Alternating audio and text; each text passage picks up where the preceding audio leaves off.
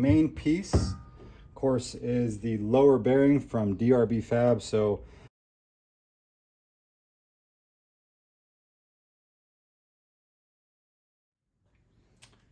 YouTube, how's it going? Welcome back to AJ's Garage. Thank you guys for tuning in. If you're new to the channel, I hope you please consider subscribing. I would greatly appreciate it. In today's video, we're going to be working on this steering column. I pulled this out of a 75 or 6 F350 from my local junkyard, and this is a 4-speed column. Of course, this is going to go in conjunction with my 4-speed swap in my 74 F350. You can just leave your automatic column in the truck, but I am choosing to replace it. I don't want to see the shifter or the kind of empty hole that it would leave. So we're going to pull this all apart. I do plan on getting some of these pieces powder coated just so it turns out really nice and clean. Not sure what I'm going to do with the steering wheel yet, but I will make a decision once I get there. I, of course, already have pulled this apart a little bit when I took it out of the truck at the junkyard, but the main reason that I need to go through it is, I guess this is a pretty common problem on these, is this lower bearing will just disappear and go away and fail and just leaves all this slop. So gonna get this pulled apart. We need to pull off the steering wheel first. We'll remove this bottom piece as well for the rag joint, and then I'll give you guys a closer look at the bearing here. Also, once we get the steering wheel off and all this pulled apart, we'll make sure that everything is solid, all the connections are good, clean that all up, and then drop this off to get powder coated. And then as far as the bearing at the bottom, I have a new one, or a new piece, coming in from DRB Fab. I'll show you guys that when it gets here. Really cool piece, should be a really easy installation, so let's get started.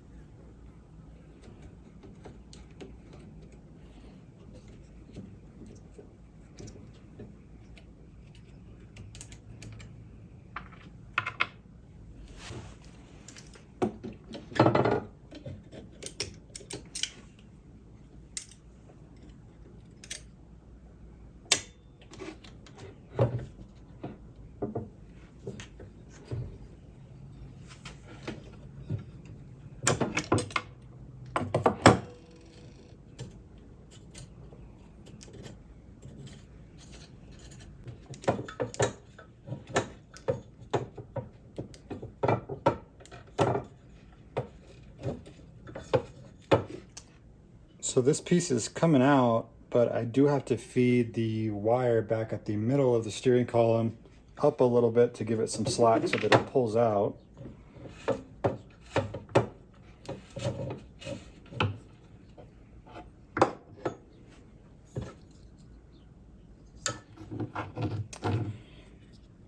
So we'll clean this up, and now of course we can get a look here at the bearing.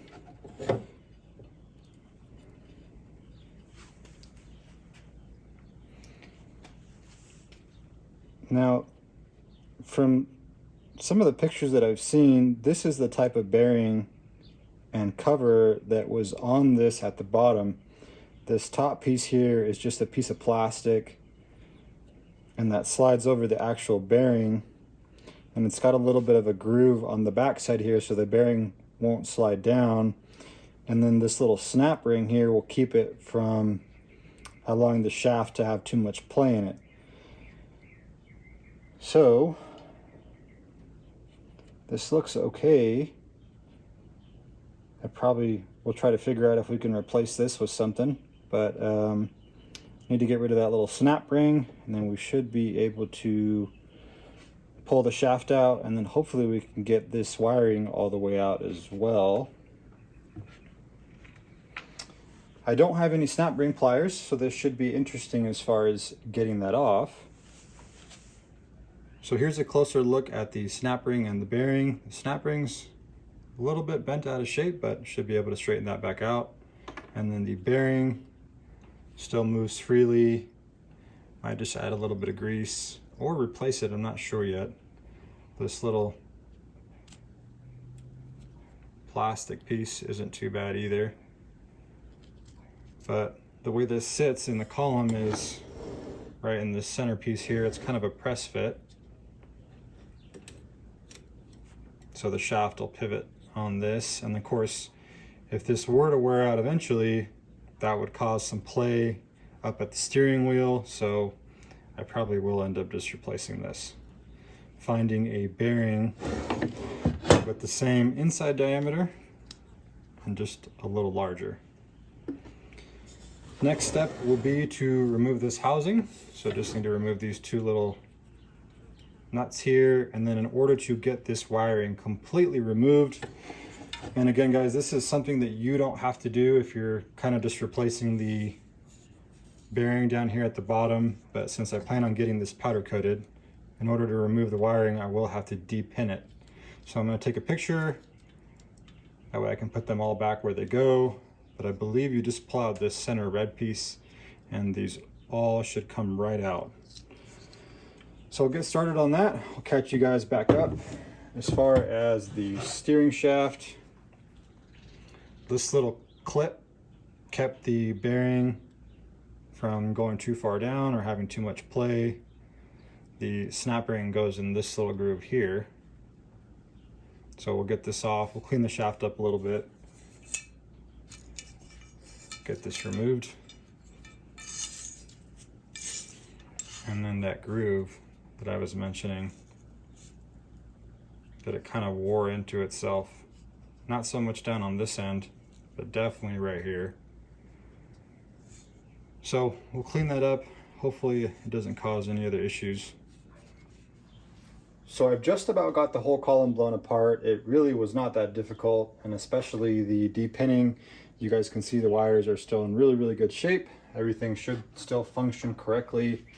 I did clean up this top piece a little bit, just knocked off some of the kicked on dirt.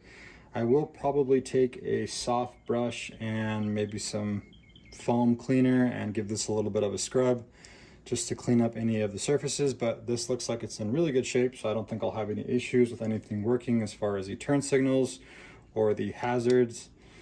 But as far as depinning it, actually is really simple. You take your clip here, and this will be in here like so. I'm not going to press it all the way down, but this little edge here has a little bit of a lip, and that sits in here. So you can just take your flathead and start to wedge it up, and as you wedge it up, this edge will come up, and you can see also this has a lip. You can just start to kind of pry and push up along the way, and then it comes right out. Once you remove that, these little clips here, you just have to press them all the way down like that, and you're able to pull each wire out individually. So just go one by one, press all the way out, pull the wire, move to the next one, press it all the way down, remove the wire.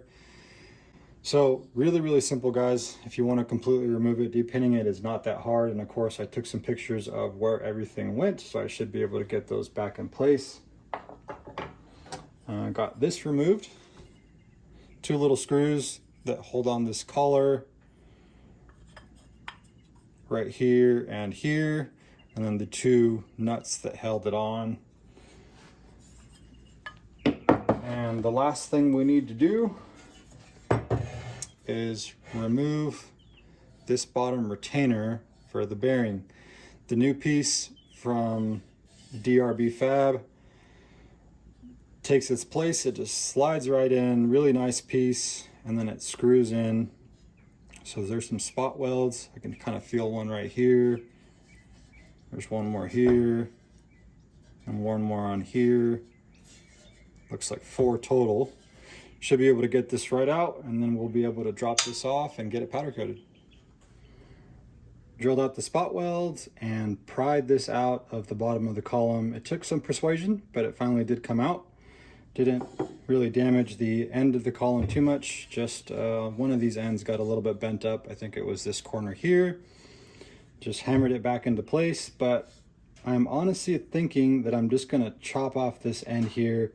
I was gonna weld these up, but with the issue or the little bit of a ridge that's on the shaft here, if I cut this, it will move the bearing back about a 1/2 inch, which should allow that to sit up here versus in this groove that's already been created. So I think that will clean that up, and then I won't have to worry about any slop with that.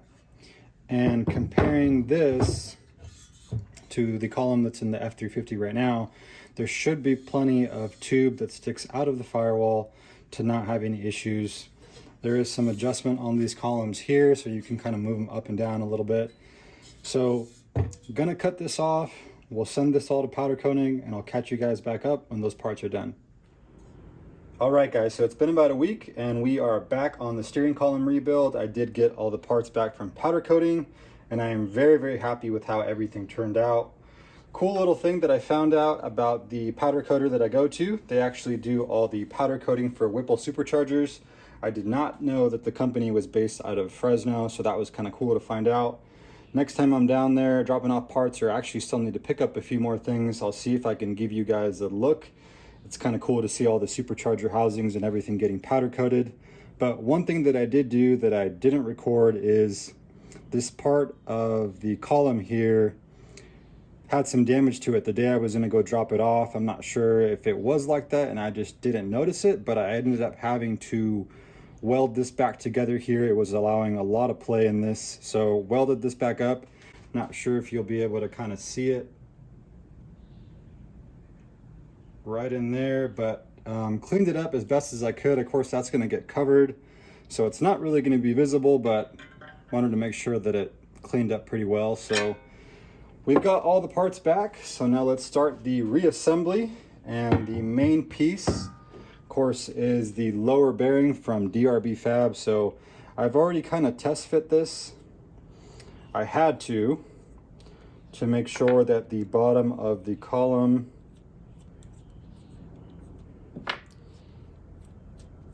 I was able to cut that straight and that everything is a good fit. So I did kind of test fit that before, but you can still somewhat see where the old spot welds were. I didn't cut too much off, but got everything to line up. So let's see if I can get this in the correct orientation here.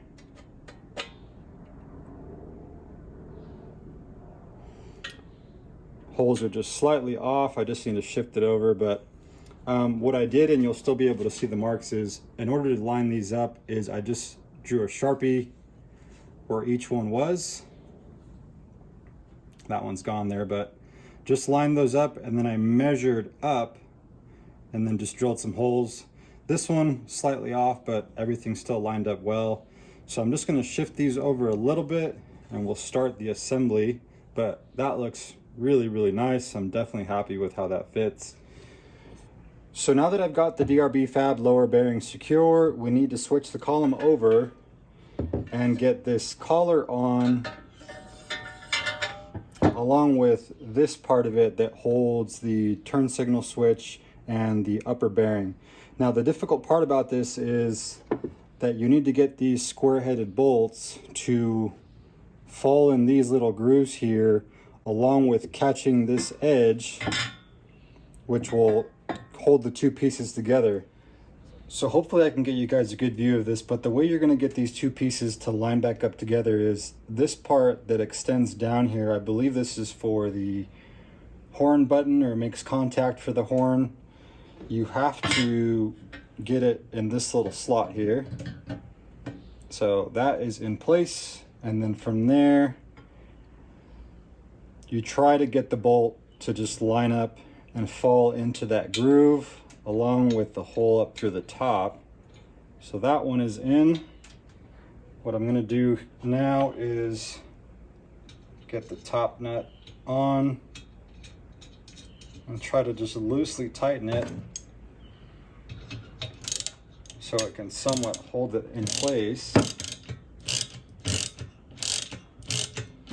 Now as you tighten it, it should pull, and that's what will secure it in place. So I didn't tighten it too hard because I still need to get the other piece or the other side in place, but you can tell that's pretty much already holding it in place there.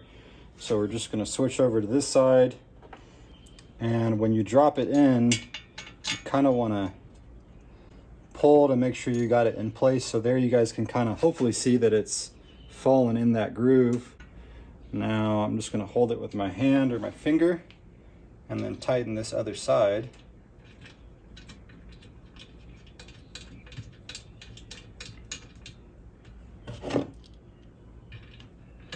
Now we should be able to tighten up both sides. And of course, guys, you don't just want to over torque it and you risk damaging any of the pieces. You just want it to be snug. And that should do it. Now the next step is going to be to get the wiring back through, because we also need to get it fed through here, and then from there you just pull the collar back up. This does have an orientation as well, right about there. As far as getting the wiring back through the column, you want to feed it through this top hole up here, and of course, since I had everything depinned, just to make it easier, I did tape it all together just so it doesn't snag on anything. So we're going to feed it through, and then that little pocket in the column,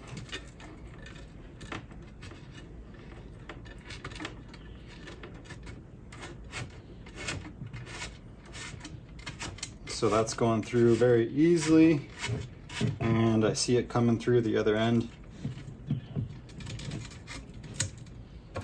So I should be able to start pulling it through and feeding it at the same time.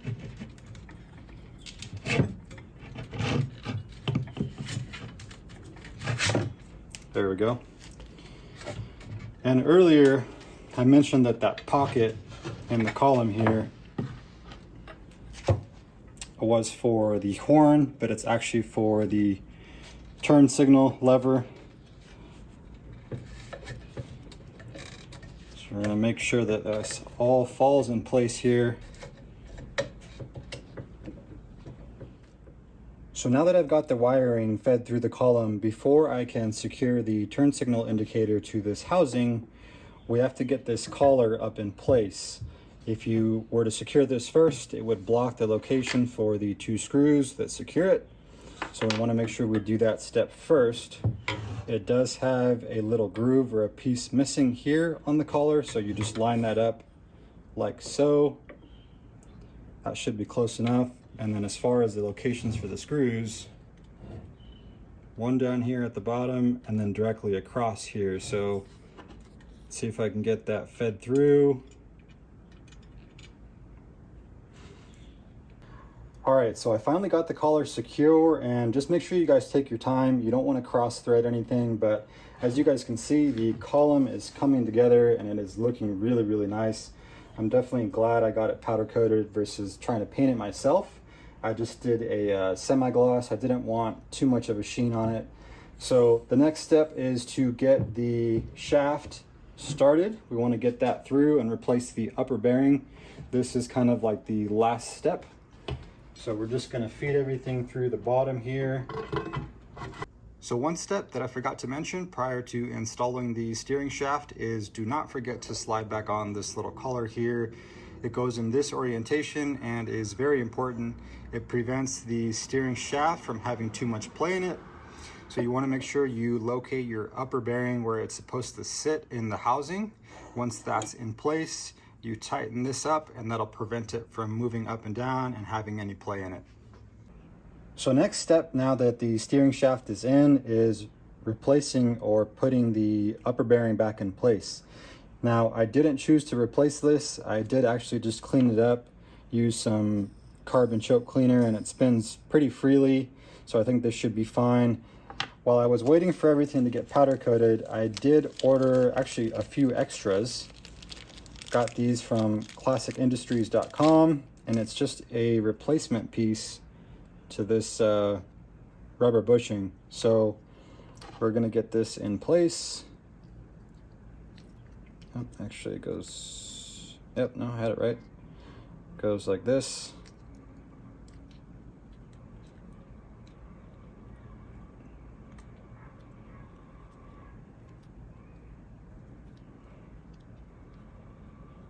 So it covers some of the bottom of the bearings there, and then this upper piece. So we should be able just to slide that on. Before we fully slide that on, we want to use this bottom C-clip, which holds the bearing from falling down too far and kind of locates the shaft as far as where it's supposed to be. So that C-clip goes on this bottom groove here. Then we slide the bearing down and the snap ring goes on top.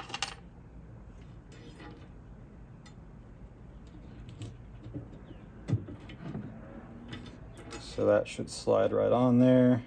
And then the snap ring might be a little bit more of a struggle since I don't have snap ring pliers, but I'm gonna try to just slide this over the top here.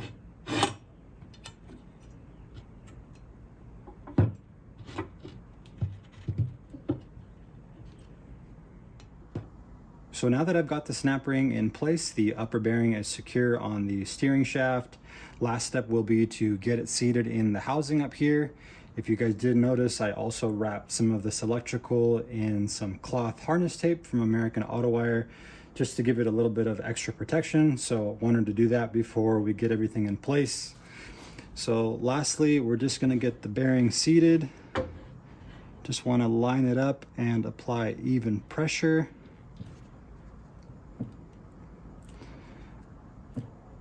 And that looks good, so I'll show you guys how to secure it on the other end now. So to prevent any play in the steering shaft, we're gonna use this collar like I mentioned earlier. You just wanna double check that your upper bearing is seated where it should be. You're gonna slide this up against the bottom of the column. You're gonna tighten it down. And that'll prevent the upper bearing from moving out of its location.